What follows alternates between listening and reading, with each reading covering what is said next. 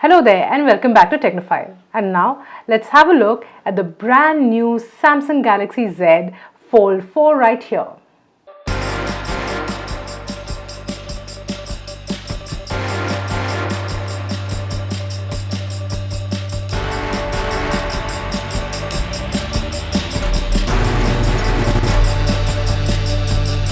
First, let's have a look at the cover display. It's a pretty impressive display. As you can see, it's a bit narrow, at least for my liking. It's pretty big and the quality of the display is excellent. It's great to sort of, take your calls on, intermittently check mails on, stuff like that. Personally, I'm not a big fan of typing on this screen. It feels very narrow and cramped. But again, that's why you have this massive display to open up to. The main display, which is 7.6 inches across, almost like a mini tablet of sorts, is amazing. Samsung's hardware, the display they've integrated is super bright. There is a lot of screen real estate, as you can see, to play around with. It's great for multitasking. Those of you who find yourself wanting to or having to use a lot of apps simultaneously will really enjoy doing that on this particular phone. Now, there is no shortage of cameras on this phone. There is a camera under display under the cover screen. There is a camera under display under the main screen. And you have the starter set of cameras, which is right here at the back. Now, I have to tell you, I tried out the camera under a variety of settings with a variety of features, and every single time the pictures that came out were nothing short of stunning. So Samsung's really outdone itself in the camera department in both the Flip 4 and the Fold 4. One thing that I'm still getting used about this phone is the form factor. With the Flip 4, it is foldable and super compact, but this one, it is hefty, it takes a bit of space. It's not designed for your usual pockets. I mean, I'm a woman, do I even deserve pockets? But even for a regular sized pocket, you might find yourself wanting to keep an eye out so that it doesn't slip out.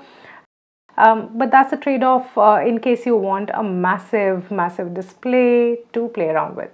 Now, this phone runs Android 12L, a specialized version which is designed for larger displays. Now, you can really see it in action here when you have this little tray of apps that you can pull out. You can have one app running on one side of the screen, another companion app on the other side. In case you even need a third one, you could drag and drop it here. Coming to the main display, you can see that it is a pretty impressive display, not just in terms of size, but also in terms of the kind of visuals it offers. It is very immersive. One thing that we obviously need to talk about is the crease. Now, the crease is something that I'm not used to. It took me some time to get used to it, especially on this bigger phone compared to the Flip.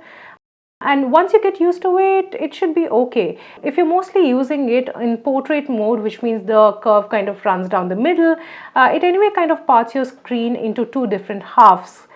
So that's not so much of a problem. But when I was watching content on Netflix, for example, in the initial days, it was a bit bothersome for me to spot this crease in certain angles. It is nowhere as obtrusive or as visible as it was in the previous iterations of this smartphone, but right now it's still there. There are more details that I have in place for you to go through. Right in the link below, I have the super detailed review, which includes more details about the benchmarking tests we run for the processor, and also a bit more about the battery, which has been upgraded. And now to the final question. Should you be buying the brand new Samsung Galaxy Z Fold 4? It depends on a couple of factors. One, you need to have very deep pockets. This phone basically costs how much a very fancy premium laptop would cost you in India right now. So that's the first condition. Second, do you have the use case for it? Do you actually need a phone to multitask a lot, have access visually to a lot of different windows during a workday, or even while you're sort of winding down? Now, this phone does offer a lot, an amazing set of screens, a really good camera, and pretty decent battery life for what it offers. And if you do decide to go and buy it, for sure you are going to be investing in one of the most innovative smartphones that exist in the Indian market right now. For more such content, subscribe to Business Line and keep watching our channel.